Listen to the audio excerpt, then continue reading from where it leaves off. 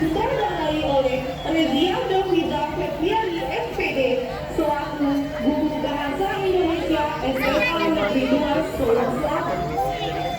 Penanggung jawab produksi Ibu Haja Ida Novani MPD selaku Kepala Sekolah SMA Negeri 2 Solo Selatan. Kisah ini berawal dari perjalanan Safrudin sebagai Kepala Pemerintahan Darurat Indonesia hendak menuju bidang alam. Sebagaimana dikisahkan oleh Ibnu Adam, saksi sejarah PDRI di bidang alam. Safrudin beserta rombongan dari halaman menuju bidang alam terlebih dahulu menuju Kampar melewati Bangkinang. Rombongan sampai di Bangkinang pada pukul 17.00 WIB pada tanggal 25 Desember 1948. Di Bangkinang, rombongan menginap satu malam. Besok paginya, pukul 9.00 WIB, tanggal 26 Desember 1948 akan diadakan sidang. Akan tetapi, tiba-tiba pesawat terbang di atas rumah diikuti dengan suara tembakan berkali-kali yang menyebabkan rombongan berpencar hingga menyelamatkan diri masing-masing. Beruntung saat itu dia tidak kena tembak, namun mobilnya rusak dan kaki pecah. Setelah itu, Safrudin meneruskan perjalanan ke Pulau Punjung dan Masaya. Namun, mereka tidak diselamatkan daerah itu, sebab Belanda mudah menjangkau mereka. Pada 3 Januari 1949, rombongan PBRI menuju Abai lewat Sungai Dareh. Setiba di Abai, Safrudin dan rombongan menginap di rumah Angku Parogae. Keberadaan Safrudin di Abai juga cukup sulit, terutama dalam hal bahan makanan, karena bahan makanan untuk daerah Abai tersebut dipasok dari bidang alam. Melihat kondisi itu, pemerintah Kecamatan Perang Bidang Alam, Bustar Kamil, melakukan rapat untuk menjemput Safrudin. Rapat itu dihadiri camat perang, namanya Bustar Kamil, Wali Otonomi Ridwan, Darwis Daud, Darwiska sebagai kepala perguruan tinggi, Marlis Bagindo, sekretaris otonom daerah, dan beberapa tokoh lainnya. Penjemputan ini dilakukan karena sumber makanan di Abai itu dari bidang alam dan diantar pakai perahu. Jadi, diputuskan itu untuk menjemput Ketua PDRI lewat Katib Jamaah selaku Komandan Badan Pertahanan Negara dan Kota BPNK Bidang Alam.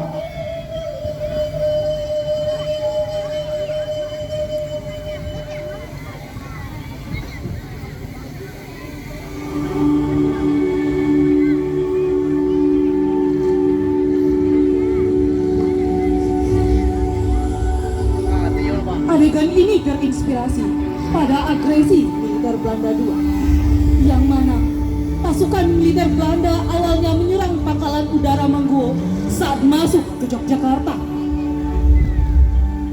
Belanda mengepung pangkalan itu secara tiba-tiba melalui serangan udara.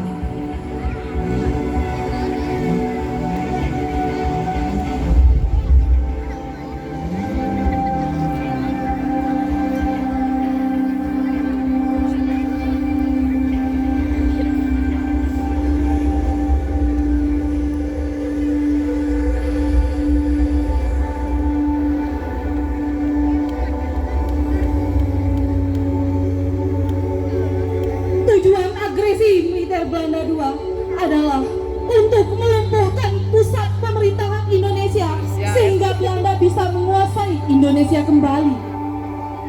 Belanda ingin merebut kekayaan alam yang ada di Indonesia untuk menumbuhkan perekonomian negara yang hancur setelah kalah dalam Perang Dunia.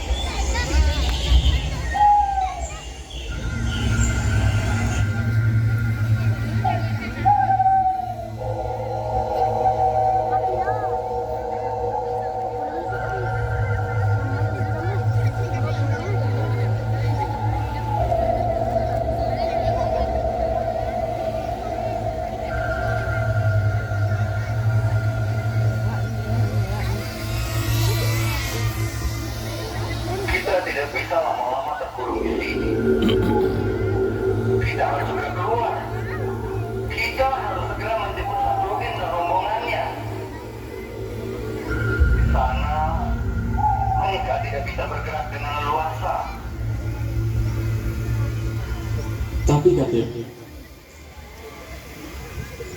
bagaimana cara kita keluar dari hutan ini?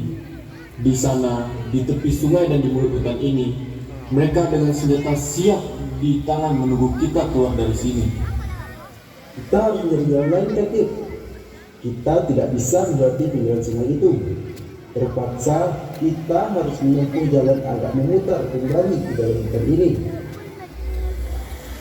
Tapi jalan itu melewati perbukitan terjal dan konon daerah itu angker. Kau ini pengecut sekali. Tidakkah kau malu bertahun kita telah mengalami keadaan seperti ini?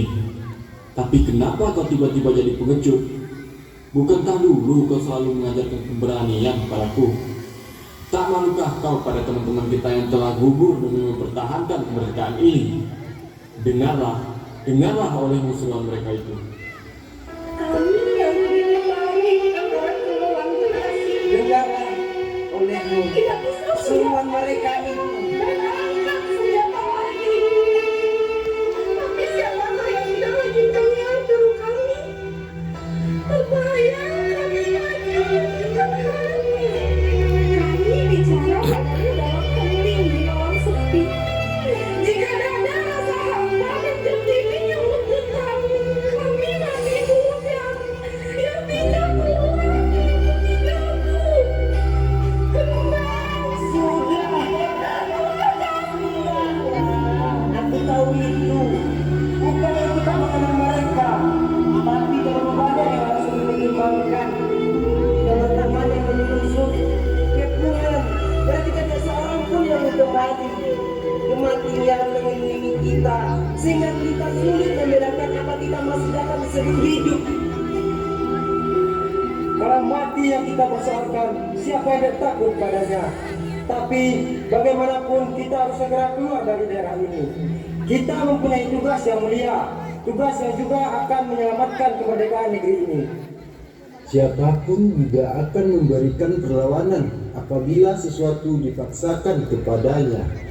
Dan lagi mereka ingin merubah apa yang menjadi cita-cita kita selama ini. Kita telah menerima tugas yang diberikan, bukan? Terbunuh atau membunuh untuk mempertahankan kemerdekaan ini adalah suatu hal yang biasa. Darah teman-teman kita telah membasahi lembah, kampung, dan sungai. Akankah sia-sia pengorbanan mereka? Kita sekarang yang harus meneruskan perjuangan mereka. Kita lagi yang akan memberikan arti dari pengorbanan mereka itu. Kami sudah coba apa yang kami bisa, tapi kerja belum selesai. Belum bisa memperhitungkan arti 4-5 ribu nyawa. Kami cuma tulang-tulang berserakan, tapi kepunyaanmu, kau lagi yang akan tentukan nilai tulang-tulang berserakan. Atau jiwa kami melayang untuk kemerdekaan.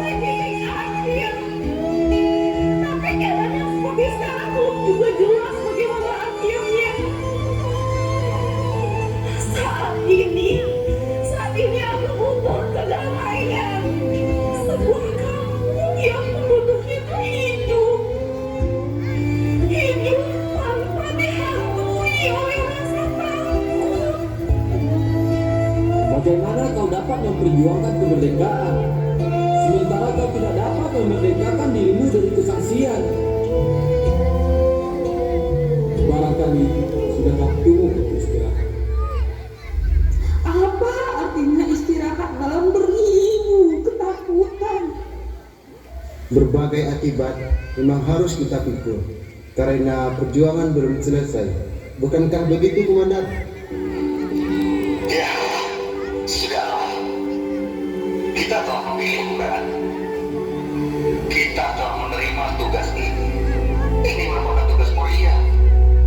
Terbunuh atau membunuh untuk mempertahankan kemerdekaan adalah hal yang biasa. Tapi bagaimana kita dapat membunuh tentara Belanda itu? Ujung-ujung perbukitan itu telah mereka pagari dengan senjata yang siap menebarkan maut. Sebaliknya, mungkin kita yang akan terbunuh seperti halnya teman-teman lain bila keluar dari tempat ini. Ya, di sini kita terkurung. Tapi di balik perbukitan itu teman-teman kita yang lain mengurung mereka. Seperti Bukit Barisan. Teman-teman kita berlatih mengurung mereka dalam keinginan yang sama. Cita-cita yang sama untuk mempertahankan kemerdekaan. Kami bicara padamu dalam hening di malam sepi. Jika dada rasa hampa dan jantimu yang berdetak, kenal kami. Teruskan jiwa kami. Menangi visil Pak.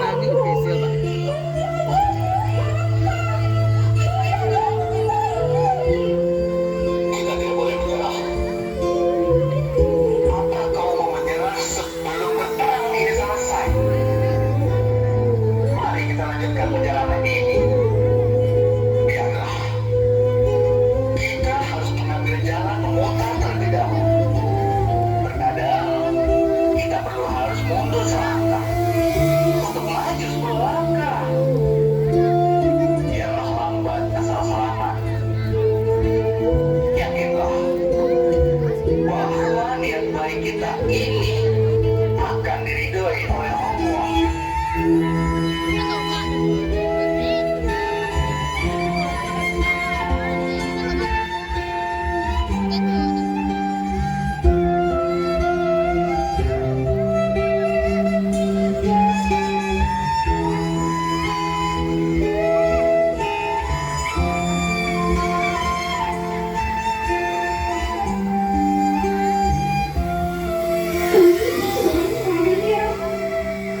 Berikan kami hati.